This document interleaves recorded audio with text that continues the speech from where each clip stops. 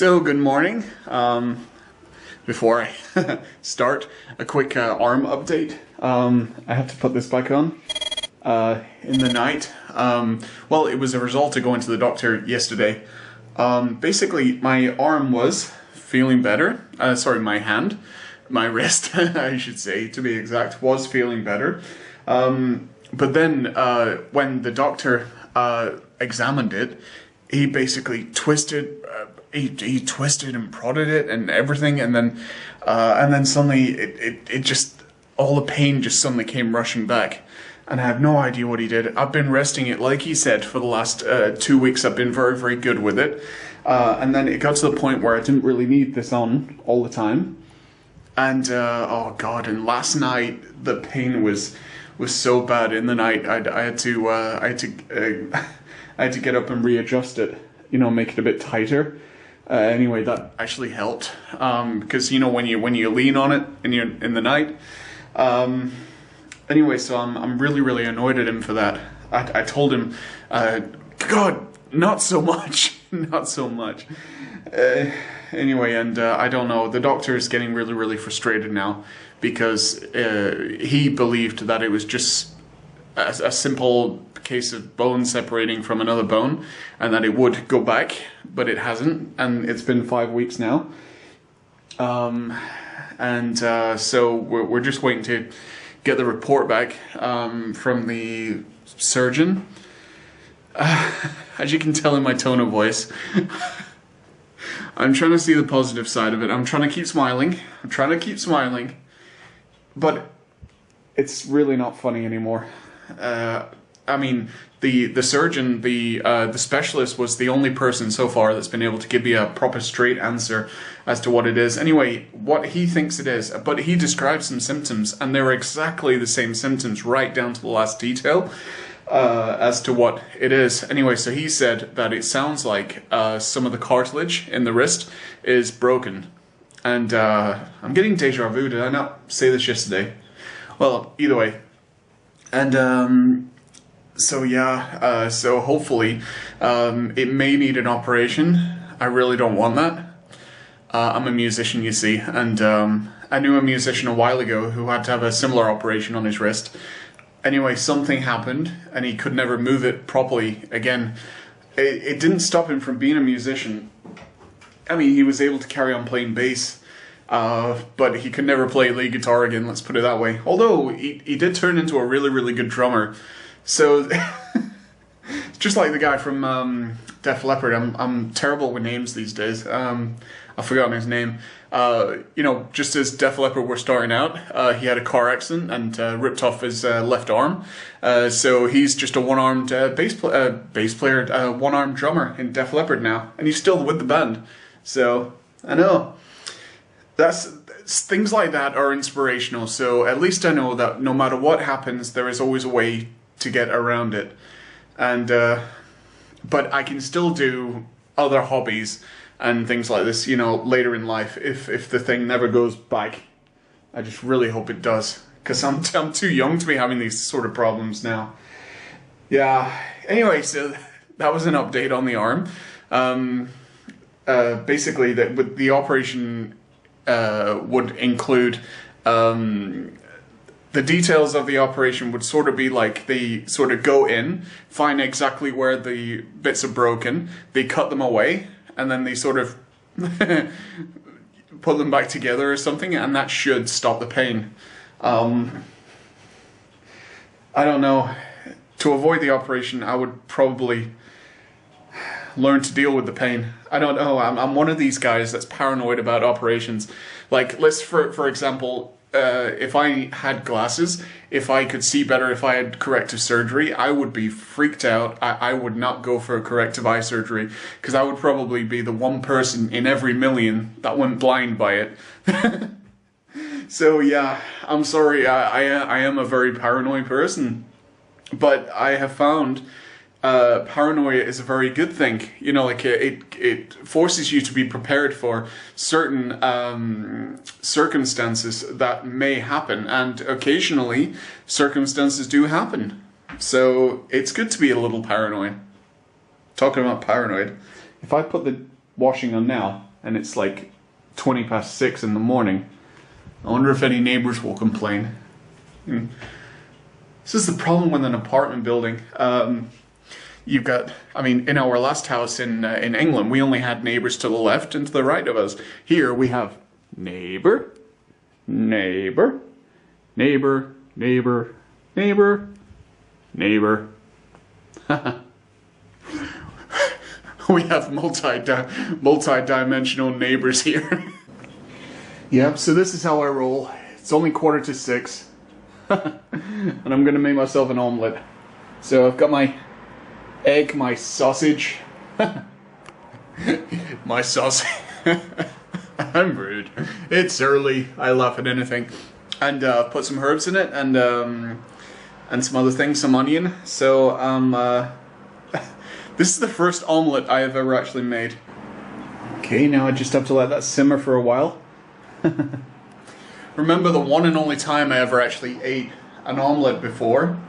I was about 12 years old, and in school we'd been doing it in cooking class. Although the weird thing about cooking class is we never actually physically did a lot of cooking, we just learnt about food. Anyway, so we did this report on, we were into groups, and I think one group did the potential of beans on toast or something like this, or egg on toast, and I think our group was all about an omelette. So anyway, so we sort of did this as a project. We were only 12. This is the sort of projects we were given. Anyway, so we all got it right. So I came home with these instructions, and all excited, I said, "Mom, I'm gonna make you an omelette tomorrow." So my mom was like, "Oh, that's good." So next thing I know is I wake up the following morning for breakfast. Normally I either had cereal or a bacon sandwich for breakfast, and she gave me an omelette. When you're 12 years old, you know, you've never had such things like this before, and especially when at breakfast time, you know what you function with, either cereal or bacon sandwich. So I was really not impressed, and my mom was not very happy because she made it for me, you know, and because she said that I asked for it when I didn't actually ask for it, but you know, either way. It looks like a garlic bread. And that's the final product. The presentation sort of sucks a bit, but also just in case it tastes like crap, Hans catsup. Oh well, it's my first attempt ever at an omelette, so I think I did pretty well. I would give myself a pat on the back if I wasn't holding the camera with my one and only good hand, but Johnny, give yourself a mental pat on the back. Done. Alright, it's 7:20, so... Alright.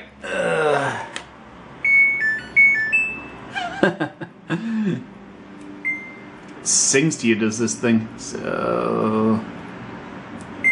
Now this one. Took me ages to figure out what these things mean. There we go. Man, I nearly walked out leaving the dryer on. Thing is, it's only down the street. I only need to go to that post box right where that last tree is at the end of the street here. Oh no. It's only dryer mode. I think it'd be alright if I just went. I could pause it actually. Can I pause it? Oh, look at that. I can pause it.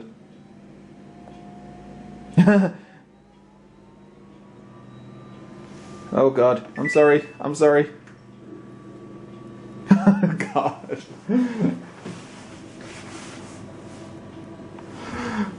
Well, the pause feature, but then it started whirring, so I don't know if that's a bad thing or what.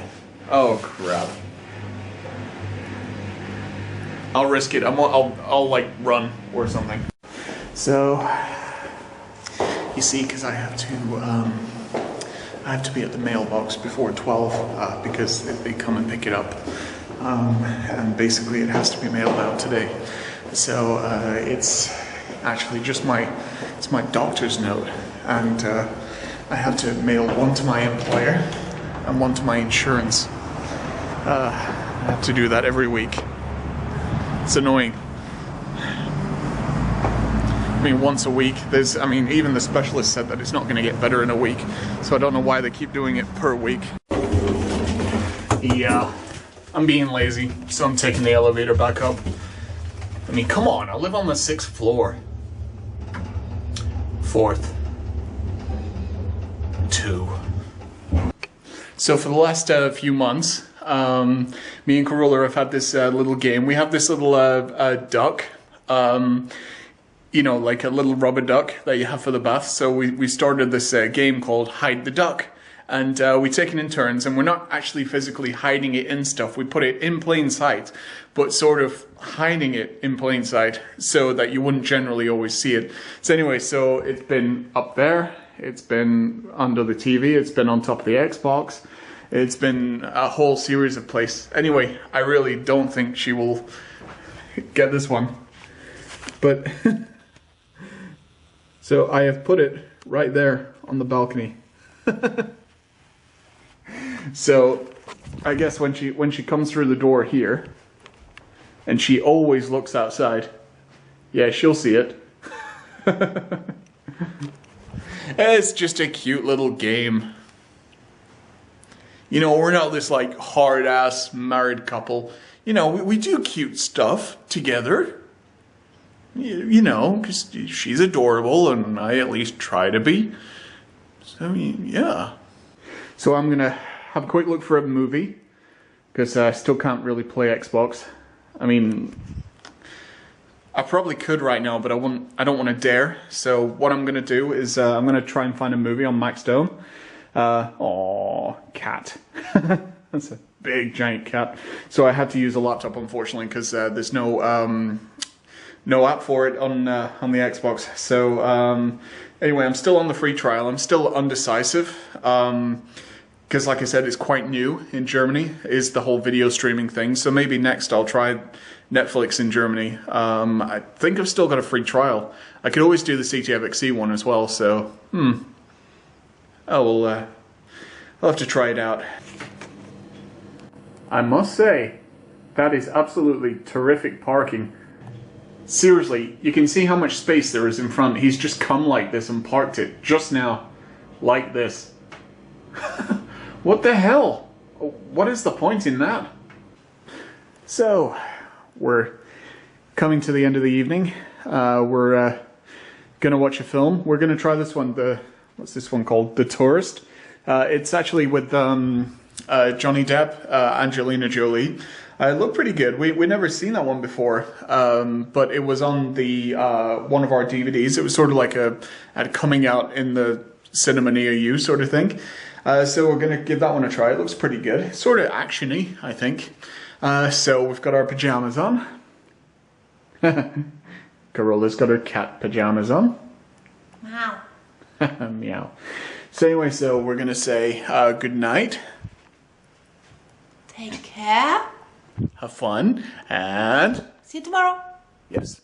Bye.